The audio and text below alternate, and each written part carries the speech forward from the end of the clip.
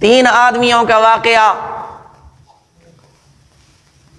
جو رسول اللہ صلی اللہ علیہ وسلم سے منقول کہ تین آدمی تھے، ایک ابرص تھا یعنی کوڑ کا مریض تھا، دوسرا گنجا تھا اور تیسرا اندھا تھا۔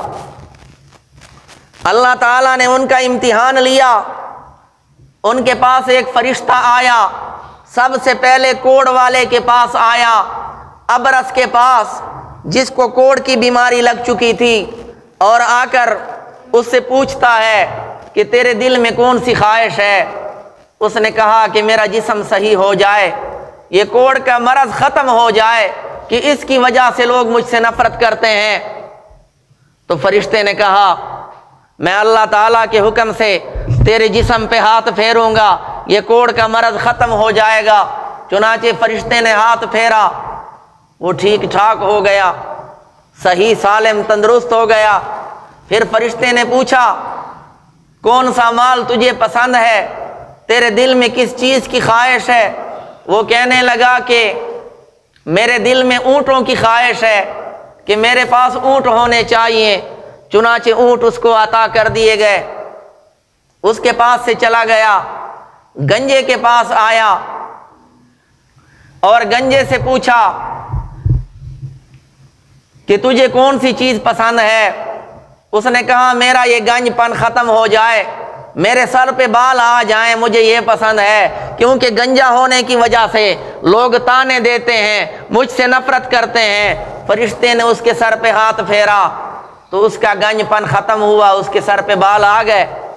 فرشتے نے پوچھا کون سا مال تجھے پسند ہے؟ اس نے کہا مجھے گائے پسند ہے۔ چنانچہ گائیں اس کو عطا کر دی گئیں۔ اس کے بعد اندھے کے پاس آیا، اس سے پوچھا تجھے کون سی چیز پسند ہے؟ اس نے کہا مجھے بینائی مل جائے۔ فرشتے نے اس کے آنکھوں پہ ہاتھ پھیرا تو اس کی بینائی واپس آ گئی۔ پھر پوچھا تجھے کون سا مال پسند ہے؟ اس نے کہا مجھے بکریاں پسند ہیں۔ چنانچہ اس کو بکریاں عطا کر دی گئیں۔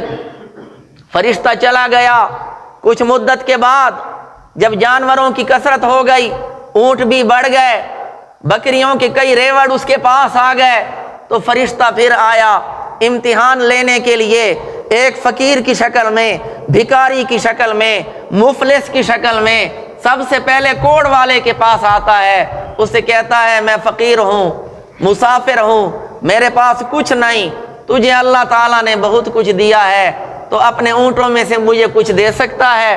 اس نے کہا نہیں، میرے اوپر بہت زیادہ حقوق ہیں، یہ اونٹ میری ضرورت ہے، تجھے میں کچھ نہیں دے سکتا۔ فرشتہ کہنے لگا مجھے یاد پڑتا ہے کہ تو کوڑ کے مرض میں مبتلا تھا، پھر اللہ تعالیٰ نے تجھ پہ فضل کیا۔ کہنے لگا نہیں، یہ اونٹ جو ہے یہ مجھے وراثت میں ملے ہیں، باپ دادا پر دادا سے، چونکہ میں ان کا حقیقی پوتا ہوں تو اس لیے وراثت میں مجھے یہ چیزیں ملی ہیں۔ فرشتہ کہنے لگا اگر تو نے جھوٹ بولا تو اللہ تعالیٰ تجھے واپس پہلی حالت کی طرف لوٹا دے۔ چنانچہ وہ واپس پہلی حالت کی طرف لوٹا، اسی طرح کوڑ کے مرض میں مبتلا ہوا۔ سارے جانور جو اس کے پاس تھے اونٹ وہ ختم ہو گئے۔ پھر اسی طرح اس گنجے کے پاس آیا، اس سے بھی یہی کچھ کہا تو وہ بھی انکاری تھا، تو فرشتے نے اس سے بھی بد دعا دی۔